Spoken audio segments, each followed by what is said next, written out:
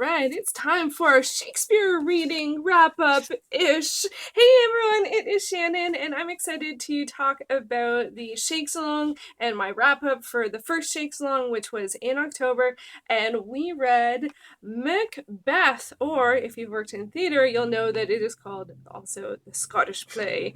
And let's just put Macbeth over there. I actually quite love this cover of Macbeth.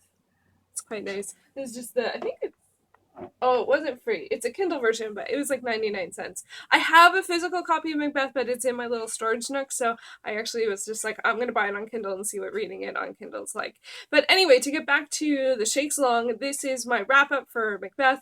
The Shakesalong is a monthly read-along hosted by Crystal Marsh, and I was so excited to run across it, and I was so excited to participate in it, even though I read Macbeth last year, and I read Macbeth in high school, so this is my third time reading Macbeth, but I'm just not that many people talk about Shakespeare on YouTube and are doing something currently and participatory about it. So I'm like, I don't care that I read it last year. I'm just gonna read it again and participate. So how the Shakesalong works is it's a week long and you read an act a day. At least that's how the first time was scheduled. And actually the idea, I realized when I went back and rewatched the video, the idea is actually to watch or listen to it while you're reading it. I actually am such a stuck in my ways type of person that I didn't do that. I read it and then I watched a version. So I'm going to try and participate more correctly for next month. Anyway, if you're not familiar with Macbeth at all, it is a great play. It's one of my favorite of the Shakespeare plays that I've read so far. I am working towards reading all of them, which is another reason why I'm super excited about the Shakesalong, because it's some, incentive to other people talking about it at the same time, which is very exciting. Anyway, but Macbeth is about basically Macbeth and Banquo are military types, and they run across three witches who foretell events to come, and they sort of aren't sure if they believe them, and then the things start to come true, and then it's do they or don't they try to sort of help along some of the events to happen and come into being, and what that does to them as people, if it changes them, how it changes them and changes their behavior. And it's about power and ambition and tyranny, and it's a great play, a really really great play. And this is one of when I read it last year, I didn't super get the story as I was reading it, even though I was familiar with it. I'd read it before, I had seen adaptations before. I'd seen a Robert Lepage theater adaptation back when I was in high school that was extraordinary, that I remember visually, but I don't remember sort of like the story so much. I just remember certain moments of seeing it. And there have been film adaptations. I think there's one from the 50s. There's a more recent one, an Australian one that's a modern day set with Sam Worthington as Macbeth. That's sort of like a criminal underground kind of a vibe to it. And then there's of course Akira Kurosawa's Throne of Blood. So there's lots of adaptations, not as much as like Hamlet or something like that, but there's still a lot of adaptations. But for me, what I chose to do is, after I read it, and I gotta say, I loved the format of an act a day. It was perfect for me. Often I'll end up reading, when I read Shakespeare, I read it really quickly, like just within 2 or 3 days.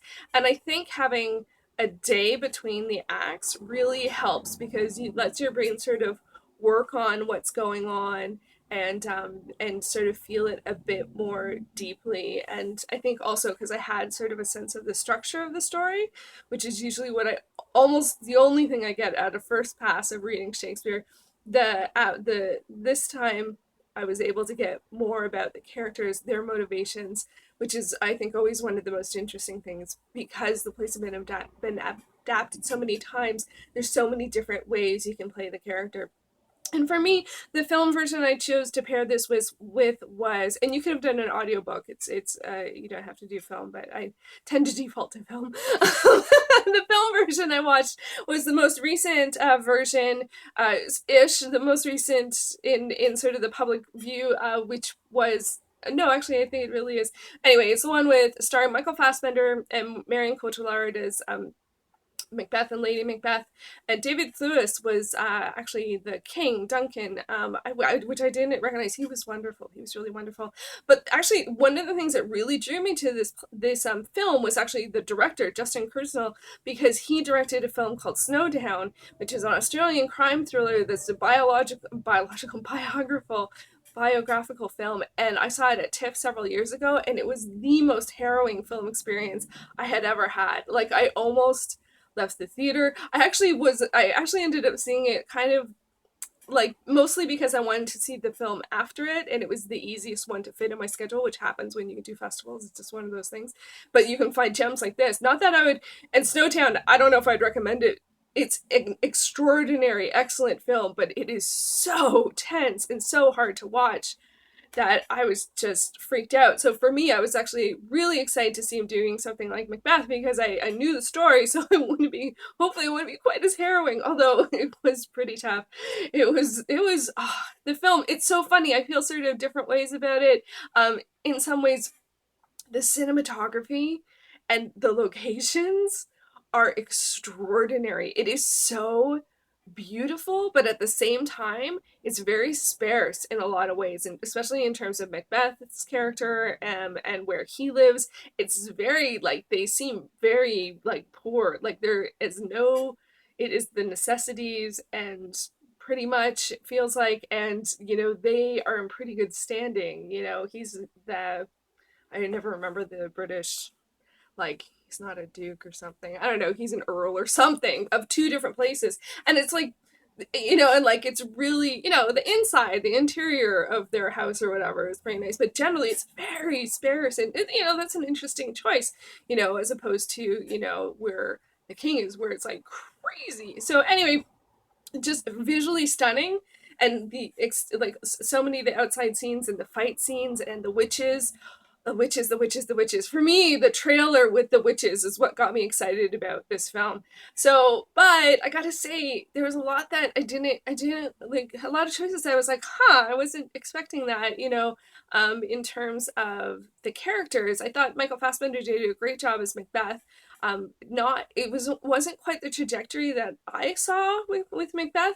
But I think it really fits, and it got pretty crazy, like, and intense, which I think was pretty interesting. Marion Cotillard, on the other hand, like, she has great presence, and the character arc she went with Lady Macbeth was great and made me understand the character a lot better. But a lot of time I did not understand what she was saying, and I put on the subtitles sometimes, and I was like, that is nowhere near what I thought she was saying. So the in the spirit of the Shakesalong, you're supposed to read while watching, and I wasn't doing that.